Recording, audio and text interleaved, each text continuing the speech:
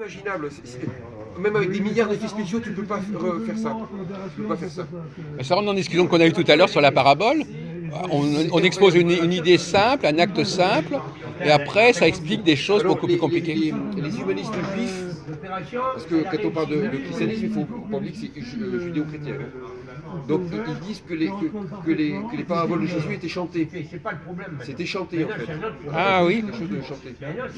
Est-ce que c'est vraiment le Jésus qui existait ou est-ce qu'on a récupéré le travail du dissident qu'il y avait à l'époque? Ça c'est une autre question. Parce que ça, on se souvient mieux des choses chantées que des choses parlées. C'était chanté. Et les spécialistes je connais l'apprentissage de la langue pour apprendre aux gens à écrire et à lire. Ils disent que c'est plus facile, beaucoup plus facile d'apprendre à lire et à écrire en chantant. Ouais. En le chantant, c'est plus facile. Ouais. Et moi, quand j'ai fréquenté le groupuscule dont on a souvent parlé, malheureusement, ils m'ont pas fait passer le savoir parce qu'ils avaient un comportement de caste. Mais eux, ils apprenaient ils avaient des trucs pour apprendre facilement le solfège, mais sans se faire chier très rapidement, en rigolant. Ah oui. Comme ça, Ah bon? rigoler. Ils avaient des méthodes que nous, on ne nous apprend pas, mais ils n'ont jamais voulu me mis à l'écart parce que j'étais ouvrier. Et en fait, je les ai vus faire. Tu sais que tu peux, par exemple, si on regarde l'opéra Fidelio de Beethoven ou la flûte enchantée de Mozart en allemand, en suivant les partitions, tu apprends tout de suite l'allemand. Les patriciennes, les gens qui dirigent en fait la société, quand ils vont à l'opéra, ils suivent avec les partitions. Oui, tout. Et il paraît que il m'avait un petit peu initié, puis après tout de suite ils m'ont mis à l'écart, et ils ont vu que j'avais des ambitions. Mais en fait, quand eux ils regardent un opéra, même un opéra à la télé, il n'y a pas besoin d'avoir de sous-titres. Rien qu'en suivant avec les partitions, ils comprennent l'histoire en fait. C'est incroyable, ça c'est des choses que jamais on nous parle de ça. C'est pas écrit dans les bouquins ça. Mais tout ça c'est des trucs, c'est des facilités culturelles qu'on nous apprend pas. Comme les trucs de l'architecte, comme les trucs du peintre, du dessinateur, qu'on veut pas nous apprendre tout ce savoir-faire, toutes ces connaissances, où on peut avoir accès au savoir-faire, à la connaissance, en rigolant comme ça, comme nous on est en train de rigoler. Et sans faire chier les enfants. Et malheureusement, le peuple n'a pas accès à ça. Voilà. Malheureusement, ils veulent garder ça pour eux. C'est pas de la parano. C'est comme les fables de La Fontaine aussi, c'est très pédagogique les fables de La Fontaine. Il n'y a rien de plus subversif que les fables de La Fontaine. Oui, mais enfin, ça fait partie de notre... Les Français, ils sont marqués par ça. De poètes indiens et des iodes, c'est ça? Ésope. Ésope, c'est un historien. Voilà. Mais en même temps, lui, c'était quand même quelqu'un de créatif. Et il n'y a rien de plus subversif que les fables de La Fontaine. Quand tu lis par exemple Haro sur le Baudet, c'est incroyable. Et même le truc que tous on a appris à l'école, le renard et le corbeau, on croit que c'est un truc comme ça qu'on nous apprend pour être un brigadier de la République. Mais en réalité, il n'y a rien de plus subversif que ça. Qu'est-ce que c'est ça? L'enseignement que tu as dans le corbeau et le renard, c'est incroyable. Je vais un truc là, j'ai vu sur internet, ça s'appelle La ferme des animaux. Oui. Orwell. Oui. Ça fait référence au marxisme, au communisme. C'est marrant. Non, mais on n'a pas arrêté ce soir de discuter, de dire que pour faire passer un message, il faut le transposer dans un autre terrain neutre. Par exemple, pour parler de Jésus ou de Mahomet et de Moïse, il faut prendre la parabole du facteur. Le facteur, il y a un destinataire, il y a un expéditeur, il y a un messager, il y a un message. Et quand on discute de ça calmement, des choses basiques, après on dit, alors voyons le cas de Jésus, et on voit par exemple que Jésus, il n'est pas forcément responsable de son message, pas plus que le facteur. Il n'est pas forcément identique à son destinataire, c'est-à-dire les Juifs, et il n'est pas forcément l'expéditeur non plus, c'est le messager. Alors, quand on développe le messager, le conte du messager, après on a une autre clé théologique intéressante. Après quand on voit son facteur distribué, on a une autre perception du facteur dans la cour. Moi je pense, ce que je dis c'est pas du tout original, hein. C'est qu'il faut abandonner la théologie, qu'il faut plutôt rentrer dans la philosophie. Et la philosophie, c'est pas juste, parce que des fois c'est overchiant la philosophie, tu es d'accord avec moi. Tu peux lire par exemple, si tu lis par exemple la réalité du monde sensible. Critique de la raison pure, des choses comme ça, c'est chiant. Non, mais, oui, mais surtout en allemand. Non, en français. Ah non, je parle pas de la. Non, mais même quand tu restes dans la grande philo. De la critique, de la raison pure de Kant. Critique der reinen Vernunft. Pas de la raison, l'autre c'est quoi? De la raison pratique. Pratique, voilà. Raison pratique aussi, c'est. Mais c'est vrai que souvent quand on parle de philosophie. Prolégomène à toute métaphysique future. On rentre vraiment dans la scolastique.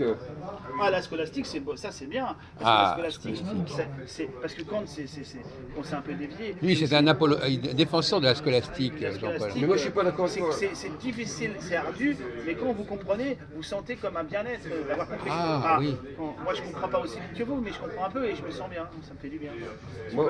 Un petit peu de Saint Thomas d'Aquin, de Saint-Bonaventure. Moi, de ce côté-là, je suis d'accord avec Michel Onfray que la pensée occidentale a été bloquée pendant 1000 ans par la scolastique. Il faut revenir bien sûr à Socrate, mais c'est vrai que souvent quand on lit Platon, c'est vraiment... et je pense qu'il faut aller... Il faut passer de la scolastique à la maïotique. Voilà, la maïotique. Et puis la maïotique, c'est souvent quand même indigeste, et que au niveau de la science et de la philosophie, comme disait... comment dire, les grands poètes persans, il faut aller vers le soufisme, vers la gnose, vers la source, parce que philosophia, c'est l'amour de Sophia, et là, c'est beaucoup plus agréable, c'est un véritable voyage qui est à la portée de tout le monde, oui, voilà. Et où on comprend directement, plus facilement les choses, et en plus on va vraiment vers notre passé, on va vers la source. Et donc, il faut laisser tomber la philosophie, excuse-moi, désolé, n'importe quoi. Il faut laisser tomber la théologie. Il faut laisser tomber laisser tomber, mais ça ne veut pas dire qu'il ne faut pas lire de la théologie et rester fermé lorsqu'on parle d'un théologien. Il y a beaucoup de connaissances bien sûr dedans, il ne faut pas non plus être con. Mais il faut aller, comme tu disais, vers la maïotique. Mais la maïotique, c'est souvent indigeste et il faut vraiment verser vers la source, c'est-à-dire dans la religion vers les gnostiques. Et aller vers l'ésotérisme, et surtout que maintenant c'est disponible au grand public par des auteurs notamment comme Anton Parks, et que ça rejoint la culture populaire, puisque même dans la culture d'Hollywood ou dans la bande dessinée, ou que ce soit dans la SF ou dans l'anticipation, ou même dans la culture française, puisqu'on a une grande culture, la France, c'est une culture millénaire qui est fabuleuse, hein, on a une histoire incroyable. Hein. Et tout ça, en plus, nous, en tant que Français, on a un rapport mystique avec l'histoire, et donc là, c'est beaucoup plus agréable et beaucoup plus facile, et on peut comprendre les grands concepts. Il n'y a pas besoin d'avoir... Excuse-moi, alors qu'est-ce que tu penses de la maçonnerie, alors, finalement c'est intéressant ce qu'ils font, leur démarche symbolique, tout ça Bien entendu, c'est pas original ce que je veux dire, mais il faut rester, bien entendu, très humble devant la connaissance. Il faut par contre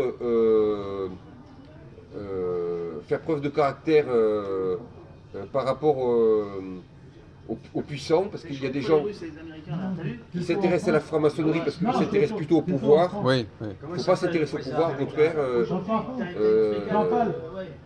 Il faut s'intéresser à la puissance. La puissance, c'est pas le pouvoir. Être puissant, ça veut dire changer le monde, transformer son environnement. C'est le but du politique, du véritable artiste, du véritable scientifique, transformer son environnement. C'est l'écologie. Donc il faut aller... Parce que l'écologie, ça vient de mot environnement. En fait. Écologie, économie, en grec, ça veut dire c'est l'idée de ce qui est autour de nous. Moi, je pense qu'il y a beaucoup d'écologistes sur le terrain qui sont des gens très utiles à l'humanité. Ils font vraiment un travail de terrain qui est très très bien. Donc c'est très important, tout ça, l'environnement, c'est très important. Mais il ne faut pas rentrer dans l'écologie punitive du Club de Rome, vers des gens en fait, qui sont radins, qui sont méchants, qui n'aiment pas l'humanité. c'est des gens par exemple qui vont vivre comme Al Gore dans un immense ranch qui dépense plus d'énergie qu'une petite ville